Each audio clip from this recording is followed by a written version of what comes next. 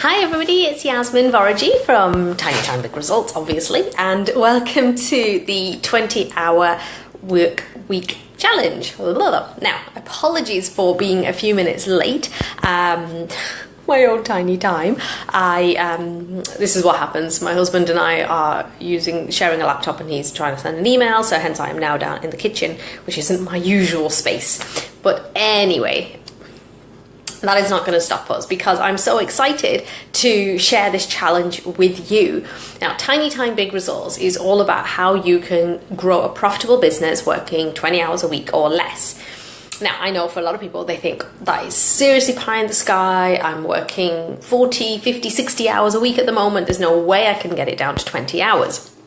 And if you are like me and you're juggling your business with parenting and you've got children, I've got 3 young children, 6, 3 and 5 months. The 5-month-old is sleeping, so fingers crossed, touch wood, he stays sleeping. Then you know that unfortunately, we don't have that luxury of saying, oh, well, I'm just going to spend all day on doing this, because literally my business is growing in tiny pockets of time. You know, when my kids go to school in the morning, my 3.5-year-old is in preschool and my 6-year-old is in school. So when they go, that's my time to do work. But if I have to feed in the meantime, so oftentimes I'll be there with my phone trying to, breastfeed with one hand and trying to feed, trying to do something with the phone. So it literally is in those tiny pockets of time. And that can be stressful, it can be difficult, and it's taken me time to really understand what a 20-hour work week looks like for me. Now, truthfully, since I've had number 3, that 20 hours has kind of shrunk again, but I know it's only for a short space of time, and this is what I want to really, I suppose, establish with you. First of all, is that you may not get to the 20-hour week immediately, or you might think, oh God, this is just too hard for me. What I want to do is, on this stage challenge, on day 1, I really want to help you understand and see if this is possible for you right now. And so day 1 is going to be all about mindset and about whether you actually believe it's possible. Now, if you're watching this live, I'd love to hear your comments, so please do put your comments in the comment box below. If you're watching a replay, please also do put your comments below, because I will be coming back in and checking and to see, and I'd love to know, what do you think? Do you think a 20-hour work week is possible for you? Let's go with that first of all. Is it possible? Yes? No? Think pie in the sky? Yes, definitely doable?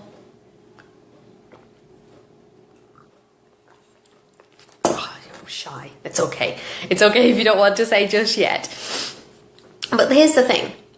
All great work starts with a belief that you can do it. And if you do not believe that you can have that profitable business working 20 hours a week, then your reality will match that. You won't be able to make it happen because you don't believe that it can happen. And this is something I feel really passionately about, because if you actually want to create that 20-hour work week, then you have to believe that it is possible. Even if you can't see it, you have to believe that it's possible, and then the hows will work themselves out. And as we go through this challenge, you'll see about the different ways and the different steps that you can take to make it happen. Thank you for the heart, that's so sweet. But if you... Oh, hi Mary, how are you, lovely? Mary's saying, I'm hoping it will be, this is what I want. Absolutely. And Mary, you and I go back a while, and I know, it's... Here's the thing, right, with the 20-hour work week. There are ebbs and there are flows. There'll be some weeks where it works beautifully, and then there'll be some weeks where you will just be run off your feet and you'll be sitting there going, 20-hour work week, you must be flipping joking me. And that's okay. There'll be holidays in there that, school holidays, so maybe you're not working. This isn't a rigid, you're only ever going to work 20 hours a week, and if you work 21 hours, oh my God, I failed. That's not what this is about. This is about having a model that allows you to have that business so that, if you've got your children, that you can balance your business around the children, you want to go traveling, it just gives you that space to be able to do other stuff. I don't think that we're here just to work to pay bills. I think we're here to use our talents, use our passions, use our skills, use our gifts. I always knew when I had children that I couldn't be a full-time stay-at-home mom. I needed something that would be an outlet for me, something that would allow me to be creative, and allow me to share my passion and my talent. And so for me, being able to do both is like a win-win. It hasn't been easy. And, when you have children and, it's hard work, but for me, it's about keeping going and staying motivated and believing that it's possible. And when you believe that it's going to be possible, then all things open up to you. Opportunities suddenly arise where you didn't see them before. And that for me is really key. So I want you to think about this and just take, a minute and just, really ask yourself within you, do you believe it's possible? Because if you don't believe it's possible, then this will be hard to do. Everything that I share with you in this challenge, you'll kind of understand it and know it intellectually. And you'll be thinking, oh yeah, that makes perfect sense. Yeah, I understand how you can do that. But it'll be that piece that will always say in your head, yeah, but. It won't work for me. That couldn't work for me. Whereas if you come in with a sense of, I wonder how I could do this. A sense of curiosity, if you like. I wonder how I could make this happen. Now you're, kind of opening your valve up, if you like. You're actually looking to see, let me look for the evidence that shows me that this is possible. So the very first thing that I want you to do in this challenge is I want you to check in with your mindset and ask yourself this question. Do I believe it's possible? Or is there a part of me that just thinks, nah, it's just not going to happen. It is pie in the sky. Because if you have any of that niggle, if you have any resistance to the idea, it will make it so much harder. Okay. So here's the thing. Take a few minutes after this video or after I'm finished, after you finish watching this, is, ask yourself this question. Do I believe it's possible? Okay. And put down a yes or a no. And I want you to think about what stops you, what blocks you from actually creating a 20-hour work week. So is it that you procrastinate a lot? Is it, and that's okay, we all do that one. Is it that you put things off? Is it that you are always on Facebook, as I say this as I'm doing a live stream? Do you get overwhelmed easily and then you just don't do anything? Do you get distracted by that big pile of laundry that you think, oh my God, I just need to get that done right now instead of doing the business? Is it that you don't have a defined schedule right now? Is it because you're not sure on what you're doing in your business? Is it that your marketing is all over the place? How's your lead generation going for you right now? Like, is there a specific way that you generate leads for your business? How do sales come in? This is really about looking at all the things that are blocking you right now. Because what I find is when I'm talking to people and they say, oh, I'd love to be able to, do this in 20 hours. I just don't think I could. There's too much going on. And one of my very, very important values in business is simplicity. And that's what this challenge is going to be about. So what I want to do is start stripping away some of those blocks that you have. Okay. So if you're saying to yourself, like, oh, my to-do list is just too big, that's a big block. So one of the things that we'll be doing is looking at that list and saying, well, what actually needs to get done? Because, and I see this with a lot of business owners, so don't feel ashamed or thinking, oh my God, I'm so embarrassed if this is true for you. But we have these huge to-do lists and actually they don't really make a difference to the business. When you look at it and you think, oh my God, that one call that I made today actually created this huge ripple effect. But all the other stuff I'm doing doesn't make a blind bit of difference. So we got to get quite ruthless with ourselves as well and say, am I allowing that procrastination to take over? If you're sitting there and you're thinking, God, I really need to do that client, like maybe a proposal for a client, or maybe I need to get some work done. Thanks for the hearts and thanks for the likes. you're sitting there thinking, oh God, I really don't want to do that. So then you find something else to distract yourself with. And I was reading a Facebook group conversation last week, and it was just like, I think the question was like, what stops you from getting on with what you need to get done? And Facebook was actually the number one, complaint that people had, was that they just end up scrolling, and, you scroll mindlessly. And listen, we all do it, but it's about actually realizing that there are many things in the way that you do your business right now that is the block. And we can absolutely, start working on getting rid of those blocks, but it's knowing what they are. So first of all, ask yourself that question. Is it possible for me to have a 20-hour work week? Mostly, 90% of the time, 80% of the time. Do you list out at least 5 blocks? And what I'd love for you to do is actually put them in the group here, okay? Tell us, and we'll use, I'll come up with a hashtag, and I'll get you to post your 5 blocks, 3 to 5 blocks that stops you from having a 20-hour work week. Because I think you'll find, and there's always kind of comfort in numbers, is that there'll probably be other people who are saying the same thing as you are. And then the third step that I want you to take is start reframing those, okay?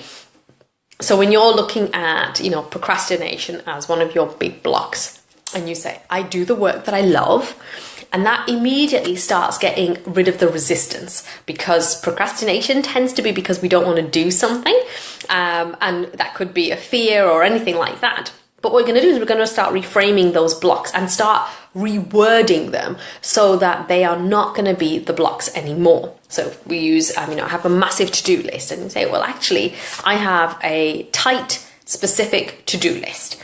Something that actually, when you say it, it changes the feeling in your body. And this is really important for me, because when you say things to yourself in a way that is really empowering and nurturing, then that's the reality that you're creating in every single statement, okay? And tomorrow we're going to be talking a lot more about this, so you're going to definitely want to catch that live stream. But start thinking about these blocks, and and just reframe them, and kind of make what's your new reality, if you like. So you're going to rewrite the story of that block. So when you're thinking like, oh God, I'm always procrastinating, and saying, I do the work that needs to get done, and I really enjoy it. I love what I'm doing. I love how I'm generating leads for my business. I love connecting with people.